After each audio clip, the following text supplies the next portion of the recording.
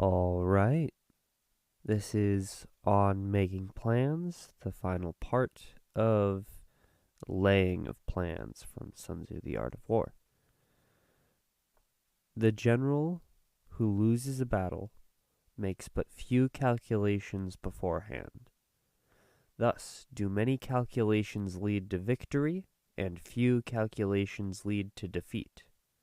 How much more no calculations at all? It is by attention to this point that I can foresee who is likely to win or lose. So, he's saying that you should think about how you're going to win before you try to win. It's a genius concept that he came up with this 2,000 years ago.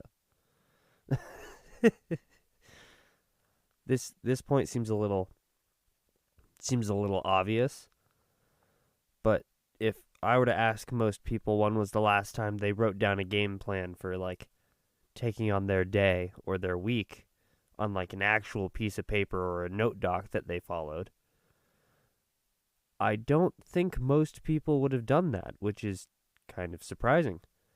You would think that someone it's like if it's important to your week to actually schedule all of this out, you should write it down.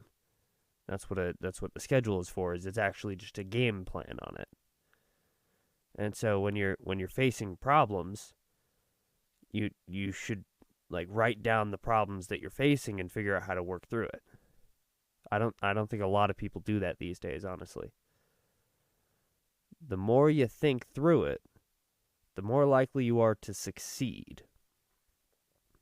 Now, there's a point in this that he talks about at some point later in the book where he talks about quick decisions, and it's better to make quick decisions than slow ones.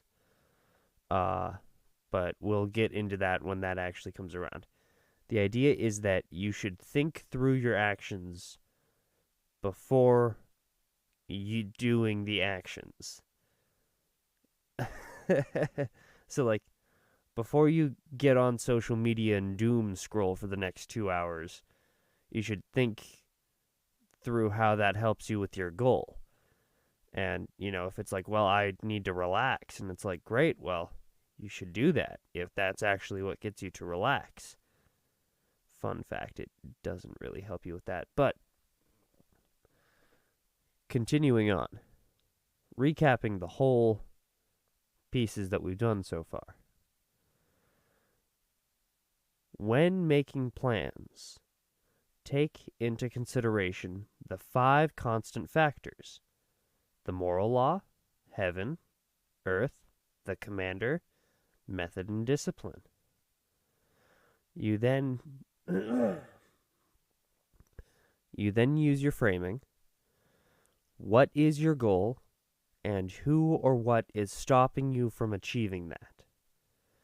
And how can you use the deception framework to work with how you see the system, right? So the example that we did was procrastination, and we made it so that the brain was the thing that was stopping you. So then you trick your brain into thinking that when you're doing work, you're actually playing. There's some fun things you can do for that. Then finally, you think through your plan. You don't just go with the first plan that you do. You think through it just a little bit, just in case. I recommend saying things out loud to yourself when you're getting them done, and it tends to rule out immediate bad ideas. So, that is the whole system of the laying of plans, and that is the breakdown. If you just use this framework, I find it to be very nice. It tends to help me with most of the problems that I face. And so if you just use these 3 videos, it's pretty useful. I'll try to get that. I think that first video needs to be reshot, so I'll probably reshoot that at some point. It's not concise enough. I didn't lay my plans out properly on that one. So, yeah,